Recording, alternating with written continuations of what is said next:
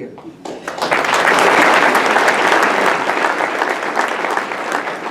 Thank you, Roger. Thank you to all our Rotarians and Friends of Rotary that helped us participate in that campaign this year. JT, if you'd raise your hand back there. Big thank you to JT. He's been a past president of our club, and his wife Mary is here with him as well. Yes. But JT is a past president of our club, is very engaged with the Salvation Army, and him and Roger have done a great job using the platform they've been blessed with to better our communities. Before we turn it over to our program, I would like to, before Walt comes up, I'd like to say a few words about Walt. We have such a large club, there's many benefits to it, as Judge Anderson laid out. There are many members here who might not know Walt's full story. Walt is an '02 graduate of the Citadel. Upon graduating from the Citadel, he was commissioned as a second lieutenant in the United States Army as an infantry officer. 10 years ago today, he was serving in support of Operation Iraqi Freedom, deployed for 14 months to Iraq. During that deployment, he served as a rifle platoon leader. He was later promoted to scout platoon leader, which is a position reserved for a lieutenant that is most capable of operating independently from higher headquarters, and finished the deployment as a company executive officer. Upon fulfilling his duty in the Army and to our country, he moved back here to Columbia, now marrying a Paige Carton, who's from Spartanburg. They have 2 children. He graduated law school, and he now serves as an airborne ranger qualified attorney here in town. And Walt specializes in medical law with Parker Poe, and has been a member of our club for many years now. Walt?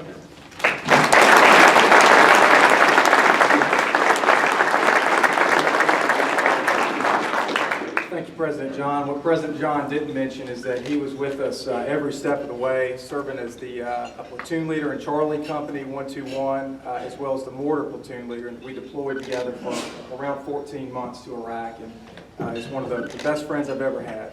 So thank you, John. It is truly my privilege and my honor to be able to introduce to you Corporal Kyle Carpenter. Corporal Carpenter was born in Mississippi on October 17, 1989. I usually put that in there to underscore just how young Corporal Carpenter is. Although his family moved around in his younger years, he considers Gilbert, South Carolina to be home. After graduating from Batesburg's Wyman King Academy in 2008, he enlisted in the United States Marine Corps, and he completed his basic training at the Marine Corps Recruit Depot on Parris Island. In 2010, he was deployed to Afghanistan in support of Operation Enduring Freedom, serving as a squad automatic rifleman with Company F, 2nd Battalion, 9th Marines. On November 21st, 2010, his life would change forever. At this point, I'd like to read to you an excerpt from the official Medal of Honor citation, which explains the events that took place on November 21st. Lance Corporal Carpenter was a member of a platoon-sized coalition force, comprised of 2 reinforced Marine rifle squads, partnered with an Afghan National Army squad. The platoon had established Patrol Base Dakota 2 days earlier in a small village in the Margin District in order to disrupt enemy activity and provide security for the local Afghan population. Lance Corporal Carpenter and a fellow Marine were manning a rooftop security position on the perimeter of Patrol Base Dakota when the enemy initiated a daylight attack with hand grenades, one of which landed inside their sandbag position. Without hesitation and with complete disregard for his own safety, Lance Corporal Carpenter moved towards the grenade in an attempt to shield his fellow Marine from the deadly blast. When the grenade detonated, his body absorbed the brunt of the blast, severely wounding him, but saving the life of his fellow Marine. Corporal Carpenter, as you might expect, suffered catastrophic wounds as a result of the blast. In the moments following the explosion, he was flatlined several times, and at one point he was actually pronounced PEA by the field hospital, which means patient expired on arrival. He'd spend over 2 years in the hospital recovering from his wounds and undergo dozens of surgery. He was medically retired from the Marine Corps in 2013. In June 2014, President Obama awarded him the Congressional Medal of Honor, which is our nation's highest military award. He's the 2nd living and youngest Marine Medal of Honor recipient since the beginning of the wars in Iraq and Afghanistan. Yesterday I was doing some research on Corporal Carpenter. I have a 4-year-old son, and I asked him if he knew what a hero was. He said he did not, and he asked me to explain. I've tried to explain that a hero is someone who has character. A hero is someone who demonstrates that character through their actions. I realized that my definition fell somewhat short, so I said, well, Hammond, when you meet a hero, you'll know one when you meet one. Well, ladies and gentlemen, I know a hero when I see a hero. We have one here with us today. So please join me in welcoming a great South Carolinian and a genuine American hero, Corporal Kyle Carpenter.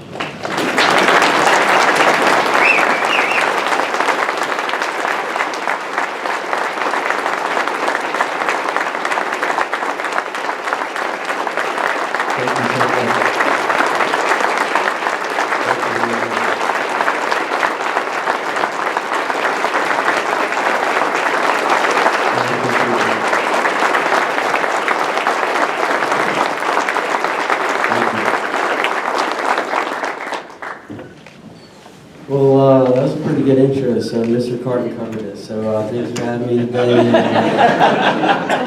No, I'm just kidding. On a serious note, thank you so much for having me. I'm very honored to be here. I appreciate the opportunity.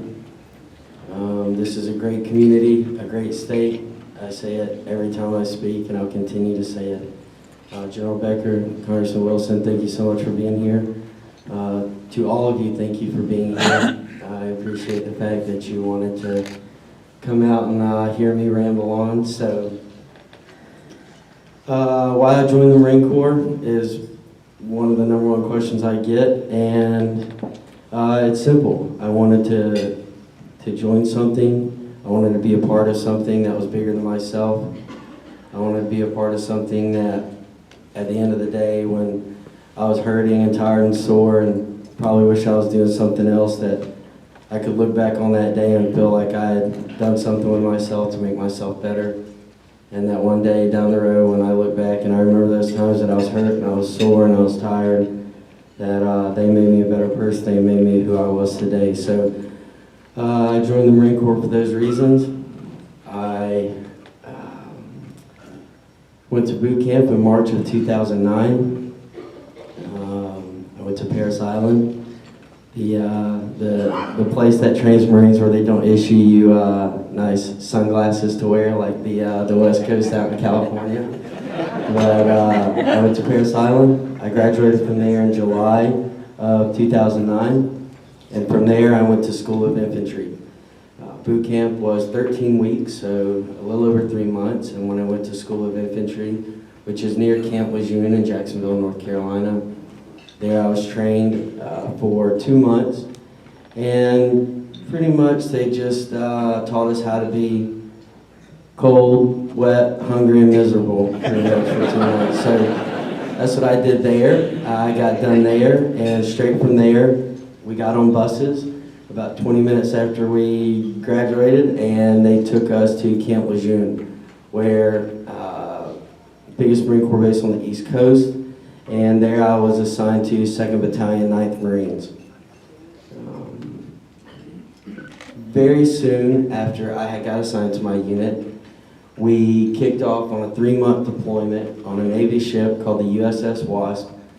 We had some Coast Guard and some Drug Enforcement Agency guys with us, and we went down and floated, and everybody always kind of rolls their eyes at this. We floated through the Caribbean, but I promise you it was not a luxurious vacation cruise.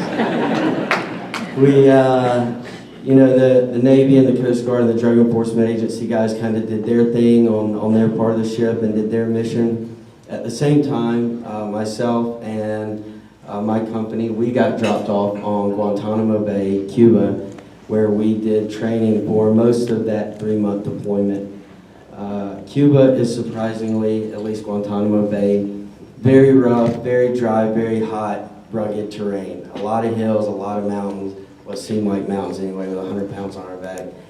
You know, this was a rough place to train, especially for us new guys who hadn't really experienced the hardships of being an infantry Marine. So we trained, and we knew that there was with Iraq still going on, the Iraq War and Operation Enduring Freedom in Afghanistan, we knew that, being an infantry unit, being 2nd Battalion, 9th Marines, that there was a good chance that we could deploy, but there was no guarantee. the guarantee came when we were on our way back to the United States. It was shortly before Christmas, a couple weeks before, I believe, and President Obama was making an address to the nation, and we knew that since the topic was whether he was going to send a very, very large Allied troop surge into Afghanistan as one of the last major push-throughs and efforts in that country before we started the withdrawal. We knew that if he gave that thumbs up, that we would be very, very close in line to be deploying over and being on the front lines of combat. So as we were sitting on the ship, the signal was very broken, but we did see that watching this speech in the dungeons of this ship, that when he gave that thumbs up, that we immediately were going to start training and getting ready. He gave the thumbs up, and when we got back, it was the Christmas Eve, I believe, 2 days before Christmas, and we kicked off on break, and we had our 2-week Christmas leave block, and when we got back, we started what's called a workup. And we knew that we were deploying in 7 months, we knew that we were deploying in July, and we knew that we had to get ready. So for 7 months, all day, every day, nonstop, on the weekends, no matter when it was, we trained, and we trained really hard to get ready as best as we could to be over there and to face our enemy and try to defend our homeland and combat terrorism as best we could. So we got to Afghanistan July of 2010. Marines at the time, we were deploying for 7-month increments. The first 4 months of my deployment, no matter what training we did, what we went through, nothing could have prepared us for how it was. We were all close together as guys. We knew how each other operated. We knew our tactics, but when you get there and the bullets start flying and grenades start being thrown, it's a very different story, and that's where you really learn. Just like, many of you, you think you learn all this stuff in college, and then you get to the real world, and it's a whole different ballgame. That's, it's very similar. We trained as best we could, but yet it was a different story. So we get over there, and this is kind of where, I'm going to take my usual path when talking about myself and my story and my side of things. And, I'm appreciative for this opportunity to come talk to you because this is one of the few things I didn't really know about. I wasn't really aware of what Rotary clubs did and their background and kind of how they play a part in the community. So, very interested reading through all that. And I started thinking, y'all stress very much on leadership. And it's one of the main points that you strive towards, and you always try to get that better leadership by coming to these meetings and being out in the community and doing the things you do. So I want to give you the best example of leadership that I know. We got to Afghanistan in July of 2010, and with myself and my fellow Marines, we had, I guess you could say, some inexperienced guys, which, looking back, I really had no room to talk because I hadn't been on a combat deployment, but just the fact that I had, been a part of this unit for almost a year, and I had kind of been there and done that as far as them pushing me and the older guys coming down on me. We got these new guys, and their job was called security forces. They were almost like a security force at the gates of, all the Marine Corps bases, kind of like police officers, but they're active duty full-time Marines. What the Marine Corps does is sometimes they will send security forces, Marines, to the infantry. And exceptional Marines, attention to detail, can't say enough about them, but sometimes they'll get to these units, and because they have spent time in this other job and achieved the rank that they did in the other job, they'll come to the infantry, and even though, there'll be another sergeant right beside him, there'll be guys that have gone on 4 or 5 combat deployments with the same rank as these security forces guys, and it's almost like we want them to earn their stripes before they get put in charge of us in these really dangerous situations. Well, my squad, we went over there with myself and my fellow Marines. We lived at a very small mud hut compound with no roof. I was just with a platoon-sized element, which was about myself and 50 other Marines. We operated in Afghanistan, and we were broken down into 4 squads, roughly 10 to 14 Marines a squad. And we broke down into these smaller groups so we could go out, do different missions, and we could all do different things and get more done. But in the big picture, we were working towards the same mission. So I was part of 4th Squad. And lo and behold, Corporal Stinson, Zachary Stinson at the time, security forces got put as my squad leader. But, like I just said, we're all in the same boat. I hadn't, did a combat deployment either. So we were learning together. So keep in mind, I stress this experience and this lack of leadership as we all thought. 4 months in our Afghanistan deployment, we're on a patrol, and we're doing what's called a BDA, which is Battle Damage Assessment. Whenever we got in a big fight or whenever there was explosions, after the dust settled, we would send out Marines on a patrol to go assess what had happened, to see if there had been any casualties, to make sure all of our guys are okay. And once that settled, once we did that, we went to go just assess everything. Well, we got in a really bad firefight one day, which was no big surprise from the Eastern Village. Anytime we went out anywhere near that way, we got in heavy fighting. And this one turned out to be a long, knockdown, drag-out fight. And there was some damage done to the compounds that we were engaging that had enemy in them. So when we went back to go do this BDA, there was a wall that pretty much cut our compound and our little village, cut it in half with the Eastern Village. So about halfway there, we encountered this wall. Well, the compound that we were assessing was in this Eastern Village. And on our way over there, Corporal Stinson at the time, he led our patrol. And keep in mind that he was a sergeant. There were many guys lower ranked than him, and many guys that could have taken point man, as we call it, walked in front of everybody, led all 10 to 14 Marines behind him, and led that charge to the Eastern Village and walked in front of all of us. And, he had done this many times before, and with the rank he was, I asked him one day, I asked him, why do you do that? That's what we're here for. We need to keep you safe, because when bullets start flying, you're in control of us, you're in charge, you need to be here. And he said, I would rather it be me than any one of you that's under me.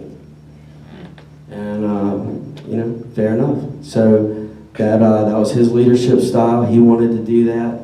He wanted to take that burden if it was, and, that chance to keep us safe and to lead us as his junior Marines. As we were walking towards Eastern Village, Corporal Stinson, being the very first one out of all of us, all a lower rank than him, leading from the front, stepped on an IED. And Corporal Stinson, he's a big guy. And this IED, went off. I was about 3 guys behind him.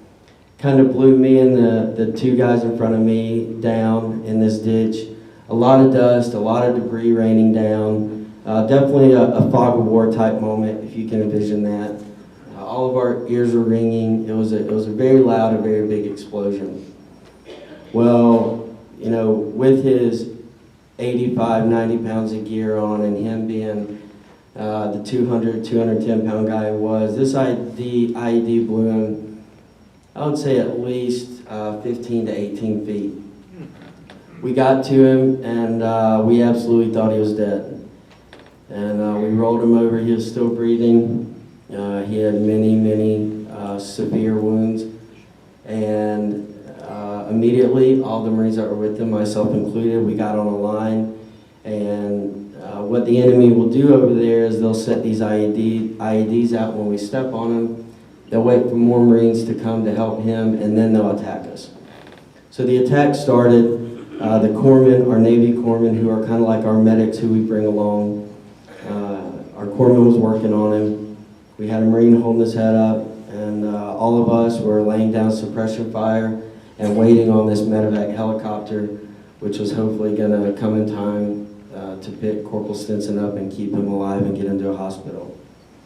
As what seemed like hours, we waited on the medevac.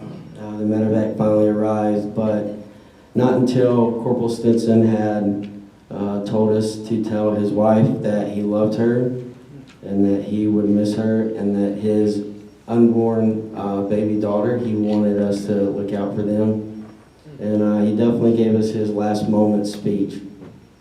So the medevac finally came, it picked Corporal Stinson up, and it took him to the hospital. But because we were so remote and so far out on the front lines, usually it was a day or two before we ever got word from the hospital, from our buddies that got injured before and who were casualties. It was about a day or two delayed response on if they were okay or if they survived that flight to the hospital or not. So about a day and a half goes by, and we got word that Corporal Stinson survived. And he lives in Pennsylvania today. Myself and my mom, we got to be very close with him and his baby girl, who's now 3 or 4. And her name is Olivia. And his wife Tessa, they all live in Pennsylvania. And we recovered together about 1.5 years at Walter Reed.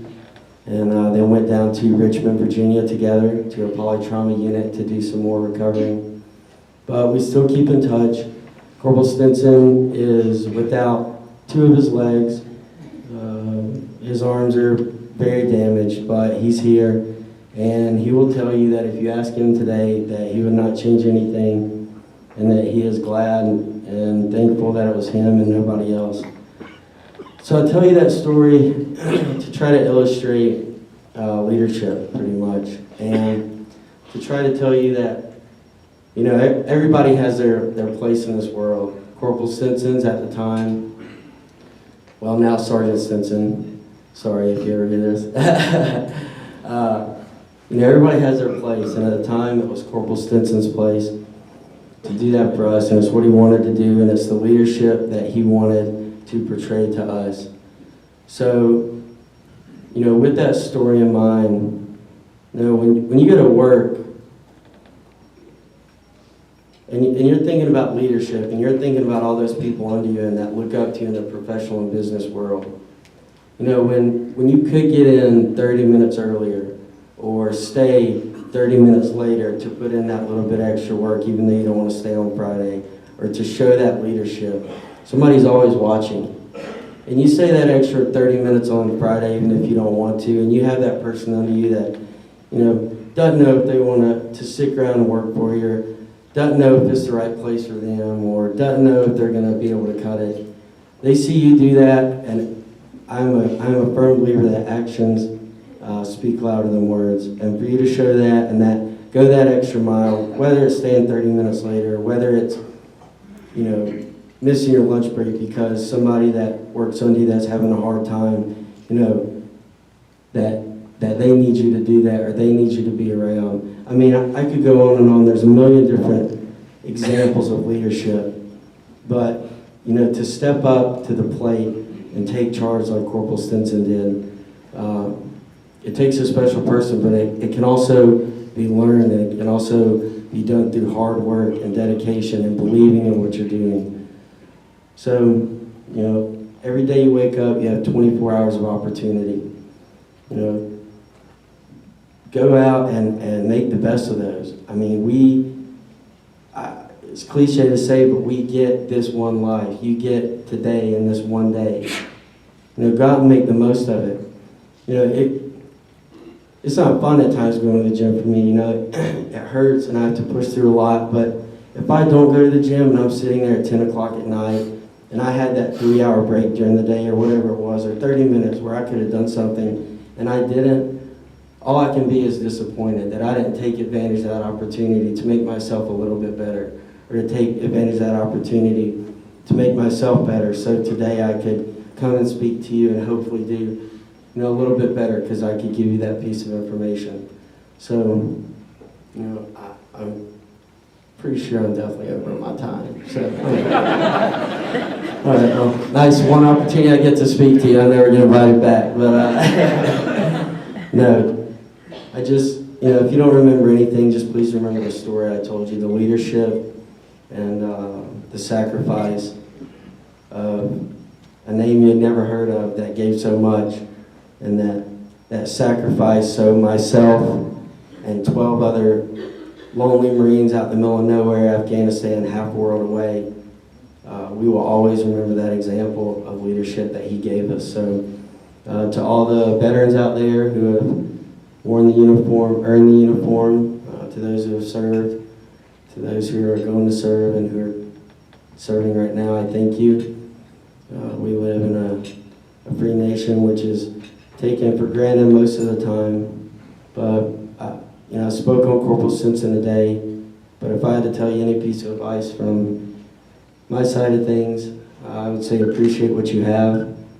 Appreciate the small and simple things that we're blessed with. I mean, it's, from my story, you can imagine, you get to go to work every day, and I get to go to school every day and get an incredible education, and not once during the day do I have to worry about, I hope one of my best friends makes it back from class, or, when I'm playing video games with guys and beating everybody in NCAA or whatever it is. I don't have to worry about, I hope I get to see them the next day, or I hope they make it through the night.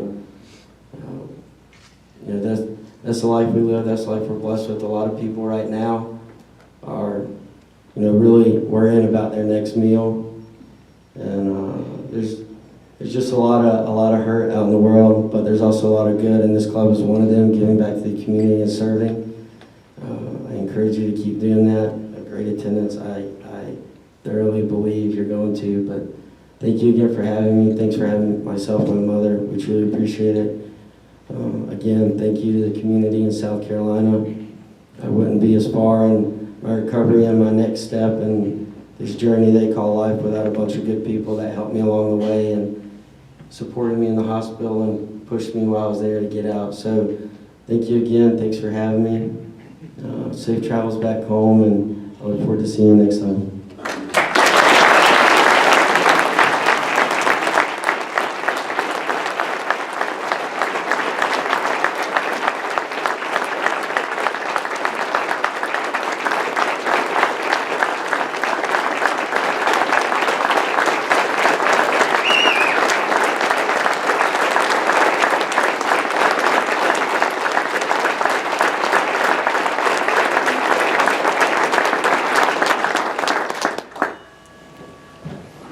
Cal, in appreciation of your time, our club would like to make a donation to the Simplify Fund, in appreciation of you being here and all you've done for the Marines in our country. The great thing about what Cal did, a lot of us like to think about what we do when harm comes our way. Cal didn't have time to think. He just is who he is, and he did what he did, and we love you for it.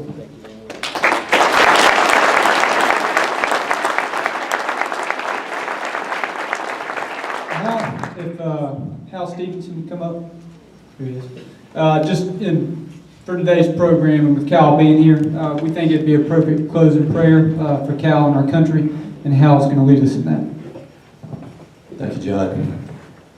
We are a non-sectarian organization for you guys that are members, but we are also not to be ashamed of our own faith. So I will pray in the name of my ultimate hero, who I think said, no greater love as a man than to give up his life for a friend, or be willing to give up that life. And Kyle, we're very grateful to have you here, have you in our state. We're very proud of you. If you don't mind, we'd like to pray for you. Please pray with me. Heavenly Father, it's hard to imagine what this young man has gone through, and his colleagues and fellow soldiers who've been through so much over this last decade or so. And it reminds us of what many have gone through, many in this room that experienced World War II or Korea or Vietnam, something that many of us didn't have to pay the price for. Lord, sometimes we take it for granted, and Lord, I pray that we will not. that the words that we've heard today will resonate in our minds and our hearts in a way that we will make those sacrifices, that we will lay down our life for others in various and different ways, maybe not in as dramatic a way and as Corporal has done, but Lord, I pray that you would continue to guide and direct him in his life, in the days that you've given him, that as he would feel the pain of the wounds, that he would be reminded that it was worth it, as he shared with us.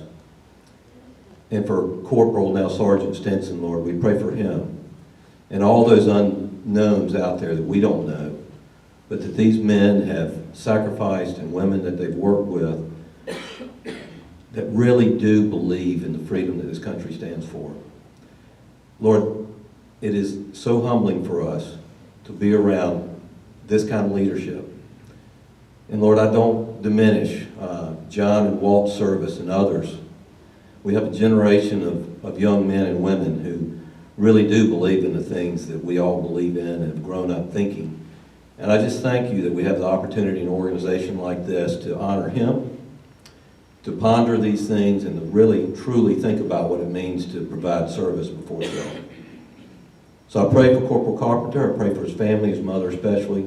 As he goes around, I pray that those that hear him speak would somehow be able to understand just the depth of his commitment, the depth of his sacrifice, and just how privileged we are to live in a country where young men like this give up their lives for others and for us.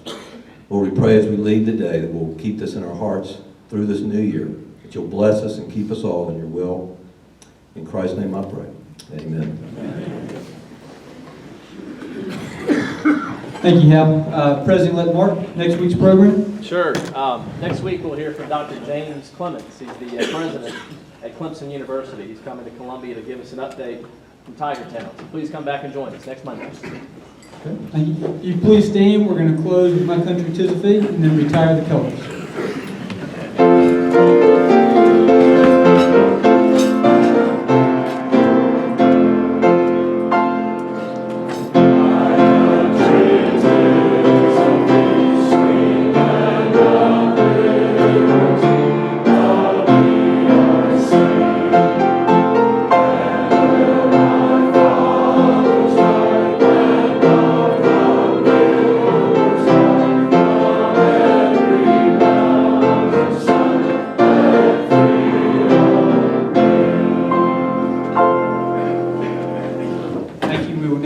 Please remain standing for the retiring of the colors.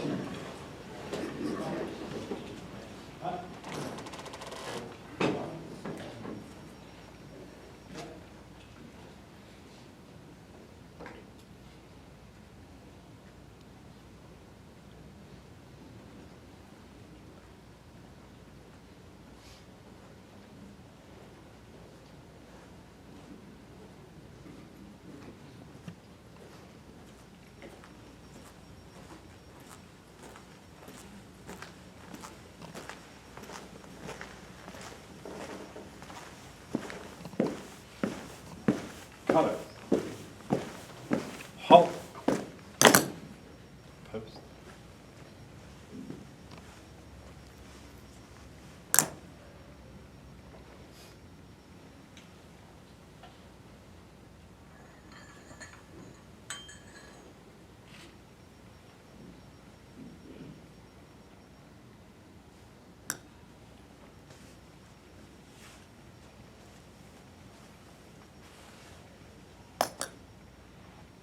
Present harms.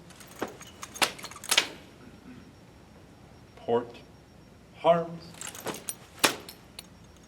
Colors. Colors turn. Harch.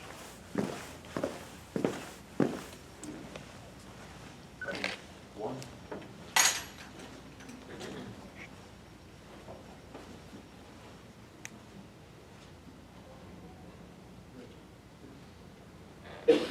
Thank you and have a great week.